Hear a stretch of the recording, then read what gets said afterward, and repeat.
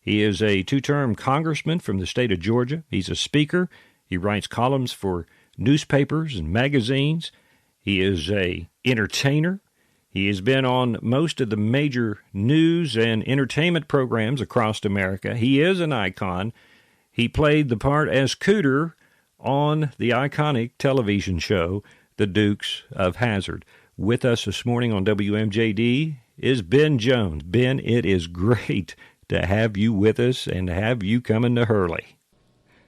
I'm real glad to be here, Al. I'm looking forward to seeing you this coming Friday night at Hurley High.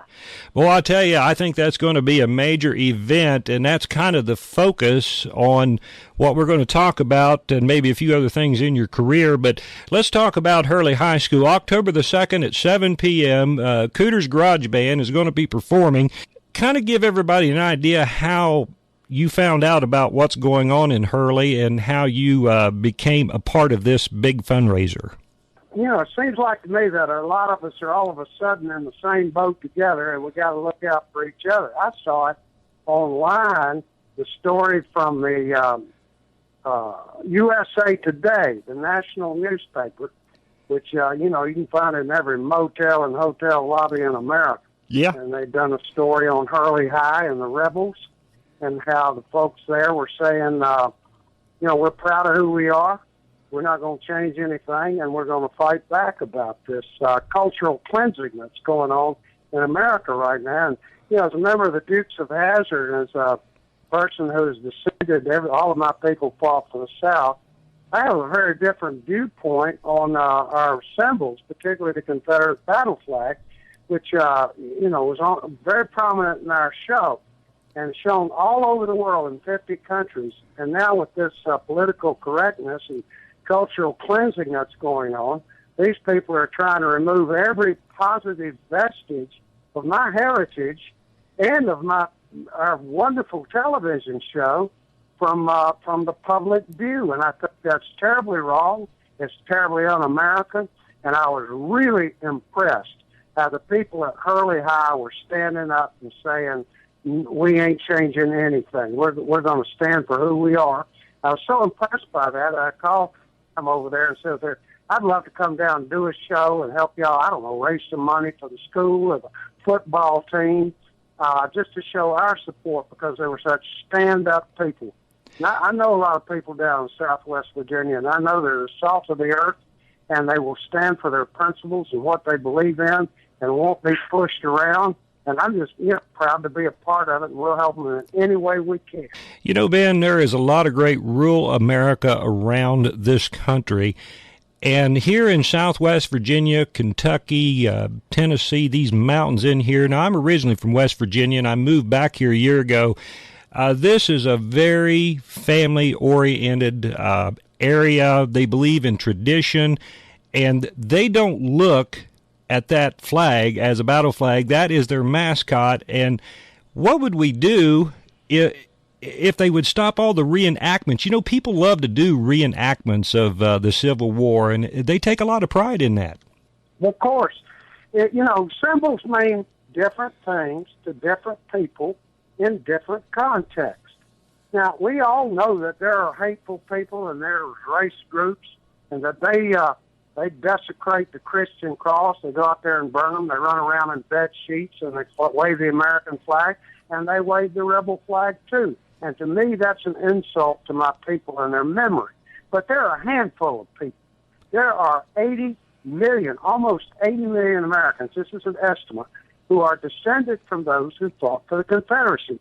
And the flag has come to mean something about the spirit of the South and the spirit of independence and the spirit of rebellion that this country was born in.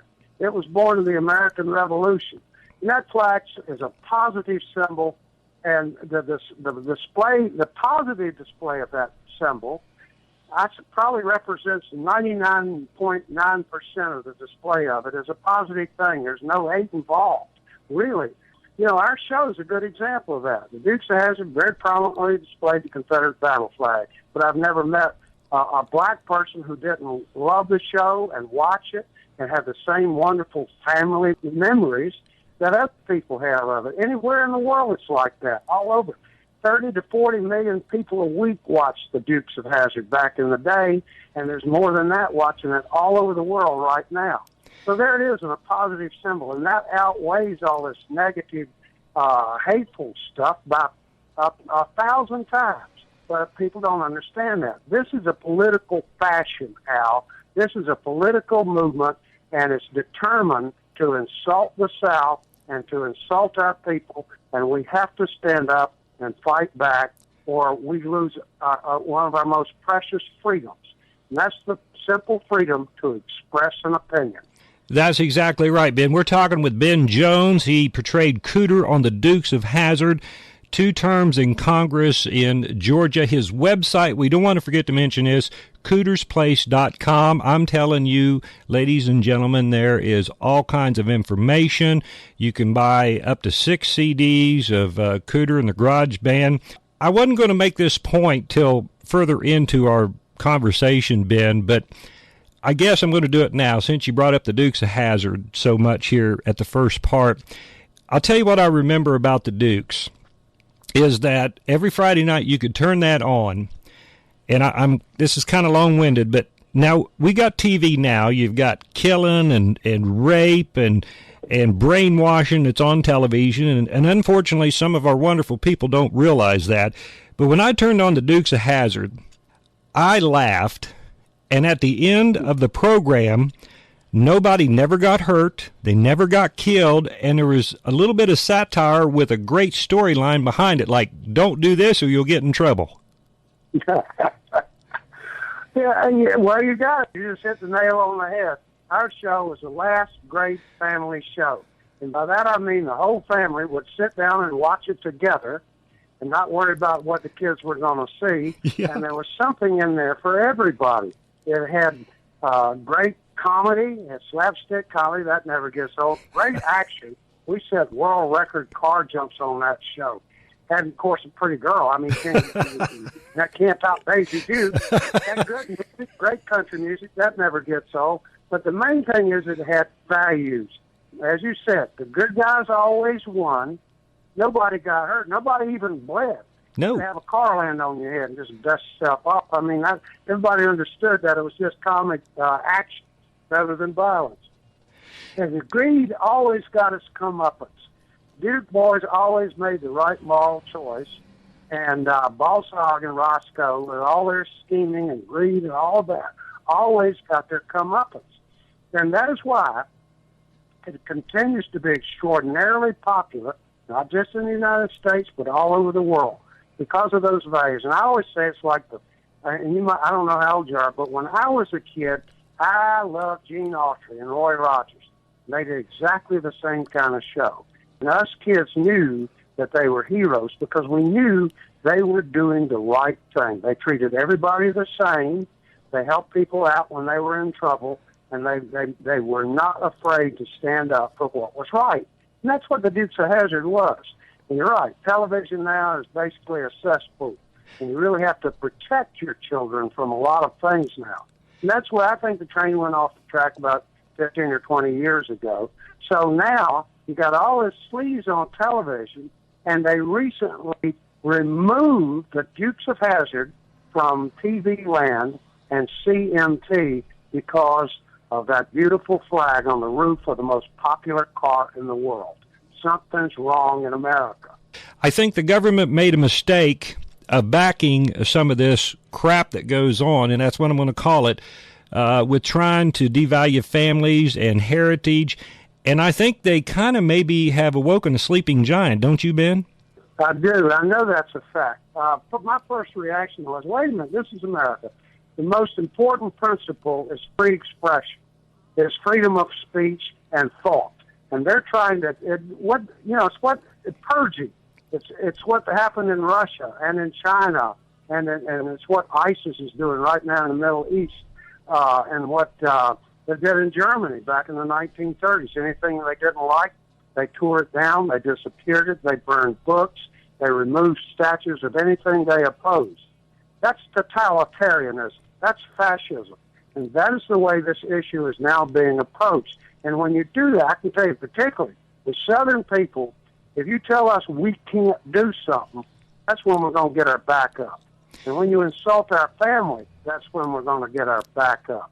And we have to do this peacefully, and we have to do it lovingly, but we have to stand strong and say exactly what we think and believe, or else they're going to run right over us. And it's happening in this country, and there is a reaction, Al, and I'm happy to be a part of it. And I think most right-thinking people in the country, and the polls show that.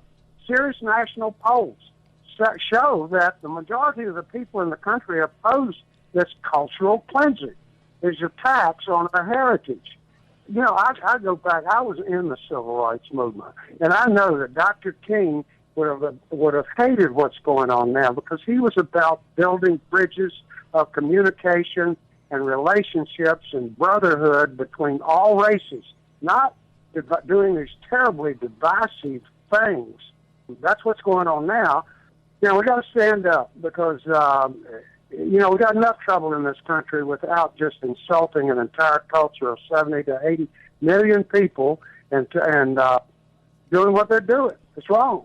I'll tell you, you used the word decisive, and I think you're exactly right. There are things that are actually being put into place to cause these kinds of problems. We're talking with Ben Jones, two-term congressman, plus you know him very well as the crazy, smart mechanic that kept the General Lee on the road for the Dukes of Hazzard.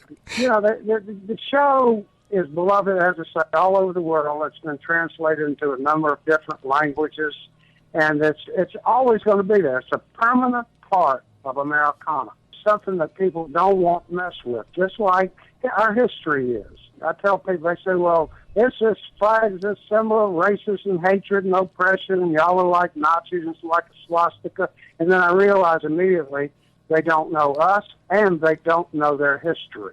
So we got to teach them. My first thing was every time they take down one of these flags, let's put 10 of them up. And I'll tell you, that's what is happening. We've got the country behind us, and we simply have to stand up and say, stop it. It's gone far enough, and that is now starting to happen. They've gone too far, and the reaction and the resistance is starting to materialize. And I think in a few years we're going to have a very different situation.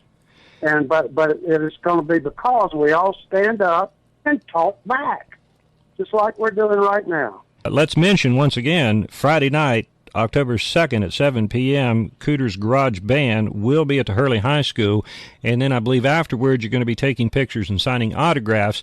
Now, some people, Ben, can't get on the internet yet. Some folks can't run the computers at all. So let's mention you've got Cooter's Place, which are general stores. You got Nashville, Gatlinburg, Sperryville, and probably other places I don't know. Tell us a little.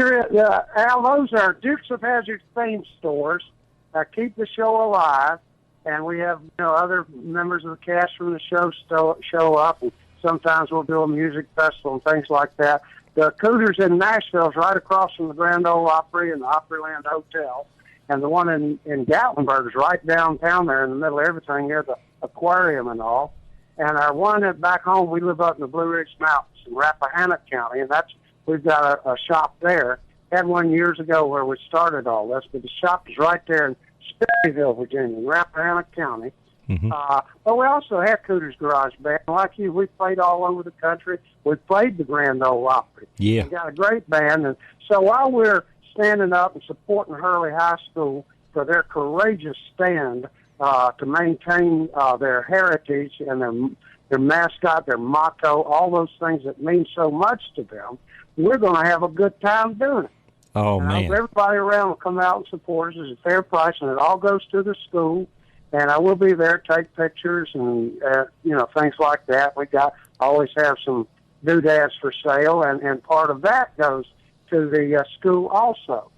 So we're just going to cover our expenses. Everything else goes to Hurley High School. And we're doing this because we love their courage, and we love the spirit of that school and their willingness to stand up. And they had a great tradition of football there, too. They do. It's it's all family oriented. This is all the writers that have written stuff about this area, Southwest Virginia, and they had a big column in a magazine here a while back that said how sick this area was. And in response, and I've only been here a year. I moved back home after being gone for 25 years, and these people are the most giving and loving people that you could ever be a part of, and they'll protect you, and they'll stand up for what they believe in. Amen. Amen, Al. I've known a lot of folks there. I get down there a lot, do a lot of country music and bluegrass music. I've gotten to know Dr. Al Stanley and his family and all those fellows down there, and they're the salt of the earth. They're the kind of people that built this country and who believe in those traditional values. And you talk about they will stand up. They're as tough as they come, and they're not afraid to say what they think. I'm so proud just to be a part of this thing. You became a congressman after you left the Dukes of Hazzard. What was your thoughts when you decided to run for Congress, and what was it like in the political circle? Well, it was a great adventure for me because I've never been in politics other than just like everybody else is, caring about our country and saying what we think and voting. And in our district, nobody was going to run against the congressman there. And I got to thinking, what good's having an election if you only got one candidate on the ballot? And for that matter, what good's having a democracy if you don't have competitive elections and the exchange of ideas and opinions? So I thought this fellow was a little radical, so I got up and ran against him on a shoestring. And, they laughed and made us, I told Cooter, he had sense, but I do. And almost won. And I stayed after him, and 2 years later I won in a landslide. And then I got reelected in a very tough election. And then I got redistricted. That was pretty much it for me in politics, but the adventure. So I was in Congress at a very incredible time. The Cold War ended. The Berlin Wall came down. Mm-hmm. All of Eastern Europe was liberated from communist governments to market economies. And I got to see all of that firsthand. I got to take a pickaxe to the Berlin Wall. Wow. And saw a lot of other things. The first Desert Storm happened, the first Iraq War, and I was there on the ground for that. A number of other things like that. I was in Tiananmen Square in China right after the kids stood up over there against the communist Chinese government. So I got to see a lot of great history firsthand. I learned an awful lot. But to tell you the truth, I wasn't cut out to, I don't know, right now you don't get a whole lot done there. It's gridlock and the problems that exist now in Congress were there then. They've simply gotten a little bit worse. And the way I see it is we need, a third party that just speaks for the people rather than for the special interests. Mm-hmm. Because the left is going left and the right is going right, and the American people aren't being heard, I don't believe. So I found out I can get a whole lot of good stuff done just being who I am and going around and having fun with it and saying what I think. I still go on a lot of TV shows, talk shows, and put in my 2 cents worth like that or do things like this. But people know how I feel. And what you mentioned CootersPlace.com, but we also have Cooter's Place Facebook. A lot of people do Facebook now, and that's really got a lot more stuff on it. I put a thing on there about standing up and talking back and how I said I'm going to fight this till hell freezes over, and then I'm going to fight them on the ice. And that thing, something like over millions of people saw that because of Facebook. You put it on there, and then people like it and share it and pass it on. So we do have a voice, the people's voice on the Facebook and the Internet and all that, and we still reach a lot of people. And when I write an editorial for a newspaper, a lot of times that gets picked up on Facebook. And like I say, hundreds of thousands of people see it. So we are being heard. And people know about, what we're saying and what the people in Buchanan County are saying. So we have a weapon now to fight, the system. Just like the Duke boys are fighting the system like the two modern day. That's what we're doing. Just like old Waylon said, we're fighting the system, and the voice of the people can't be silenced. Well, in the line of the song, we're just a good old boy, never meaning no harm, and you're not meaning no harm. You're a patriot, man. You want this country to be what it is supposed to be, and that's about freedom of speech, religion. Enjoy yourself, have a job, try to have the money to do some things, and people just leave you alone. I mean, that's about basically what it is. I think that's the great American dream. That's right. That's what a lot of people say about this particular issue, and certainly about the government. Hey, y'all, we just want to be left alone to be who we are. Yeah. And who we are is good people. We're not racist. We're good-hearted people. We treat everybody the same. We respect every human being. But we all have our traditions and we all have our family histories, and that is what we are standing up for. Coming up October the 2nd, you're going to get a chance to not only hear Cooter's Garage Band, but you'll get to meet Cooter from Dukes of Hazzard, Ben Jones, our guest. One more thing, because we've got to finish up with this song of your narration. I want to talk about that. Before we go to that, we'll make it all one part, Cooter. How did Ben Jones become Cooter on the Dukes of Hazzard? I got off somehow or another as I managed to get into college, and while I was there, majoring in, I was kind of set off to be a writer, but anyhow, a friend of mine asked me to be in a play, and I did it, and I loved it, and I'd found the career, I'd found the calling, I was pretty good at it, started getting work professionally right away. This is a long time ago, this 50 years ago. Started getting work in movies and TV shows and on stage, and I worked at it for about 15 years, and I've done a movie called The Moon Runner. Waylon Jennings did the music for it, and Robert Mitchum's son starred in it. It was a moonshine movie, and the fellow that wrote that and directed it went out to Hollywood and developed that into a television series. In the fall of 1978, they came to Georgia to shoot, and I worked out of Atlanta for many years. And there I was in the right place at the right time. The role was Cooter. Down south, Cooter is a turtle, and a good old boy. And I just in the right place in the show. We did 5 episodes of the Dukes down in Georgia in the fall of 78, and that show came on the air in January of 79, and it took off like a rocket. Like I say, in those days, there's only 3 networks, so on Friday night, there were 30, 40 million people watching the Dukes of Hazzard every Friday night all over the country. And that gave me that permanent nickname of Cooter, and I've gone on and done a lot of other things, a lot of other movies. Of course, I had that political career. Mm-hmm. I've done music. I've written books. But the Dukes of Hazzard is something that I'm very proud to be associated with, and that show is going to be around long after we are all gone, Al. I mean, after we're all in the dirt, they're still going to have people all over the world going, just as good old boys. Yep. And it's a permanent thing, and I'm proud to have been associated with it. And we found out that we can do some good with it. It makes people happy. It makes people feel good. And there's never been anything wrong with that. The show has been taken off the air by Viacom, had the rights to it. Warner Brothers has said they're not going to make any more Dukes of Hazzard products, and they pulled back products. Cars, and we've got the last batch of cars with the flag on it. Mm-hmm. And they've quit merchandising this stuff. They're just all fell right in. That's what I mean. We're just like, we're all under attack. And when you start taking the most popular family show in the world off the air and leaving all this sleaze on the air, man, like I say, we've got to stand up and fight back. But it is now off the air. Products are not being sold anymore. We've got some of them, but that's about it. They quit making stuff. That's the situation right now. Okay. Hopefully we can change that. You know, we've got petitions going, and we're raising as much cane about it as possible.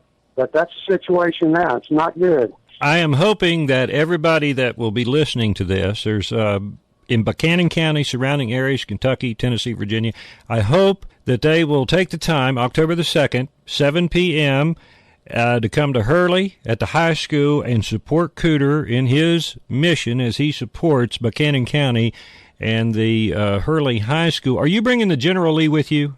Yes, sir. We'll have a General Lee there, and it's out at the cliff there. I mean, the football field, so there's plenty of room for everybody. The more, the merrier. We can have a big old time, and we can send a lot of these people a strong message. The more people that show up, bring your flags, wave them, come on and have a good old time. They'll force the school there. They'll have concessions, stuff to eat and everything, and we're going to make some great music. I have a singer with me named Lisa Bettis, who is as good a country singer as anybody in the world. You know, I've got a great band, and we're just going to get it on and have a big old time. Let's finish up, Cooter. Once again, that's cootersplace.com. Plus, he's got Cooter's Place Facebook. Ben Jones portrayed Cooter on Dukes of Hazzard, and much more. But now, let's finish up, and I think this is a great finish. At least I hope you do too. Tell us the story, This Old Flag and That Old Song. You know, this, I guess, it's close to 15 years ago I wrote that. They were starting to go on about the flag and putting down our people. I got thinking about it and said, well, you know, they got us all wrong. And they don't understand that we're talking about our families. These people, this is what Southern heritage is. It's about our families, our flesh and blood. It's our grandfathers and great-grandfathers. And their pictures are on our wall, their names are in our Bible, and we put flowers on their graves. And you can't say that we're hateful people and remove every vestige of our ancestry and our heritage. So I wrote that recitation because I went to a place and they played Dixie, and nobody stood up like we did in the old days. And then some people actually booed or something. And I'm going, what in the world is going on? We've got to respect each other more than that. So it's clear it just become a big political thing. But Dixie's one of the most beautiful songs ever written. Mm-hmm. And so I just wrote this little recitation about the flag and what it meant to us, then played that song under it. And then I played a real fast version of it after that. And I put them together recently. I dug that back up from an old CD I'd done called The Ghost of Dixie, about Southern heritage and traditions. Just put it on the website recently. And like I say, tens of thousands of people passed it around. So that little thing got heard by, I guess, 250,000 people within a day or so. That's how we have to, we don't have the newspapers and the big TV networks. They're all on the other side of this thing, it looks like. So we have to have a grassroots thing, and this is part of that. Now, I really appreciate the fact that you liked it, Al. I loved it, and we're going to play it again and again and again. Ben, I can't tell you how great it has been to talk with you, and I can't wait to meet you, and you are a true American and a great patriot. I appreciate the kind words, Big Al, and see you down in Buckhannon County Friday night, and I want everybody listening to please come out to Hurley and support these people. They deserve it, and they're very courageous. We need to send a message let folks know that we're standing up and talking back, and we ain't going anywhere.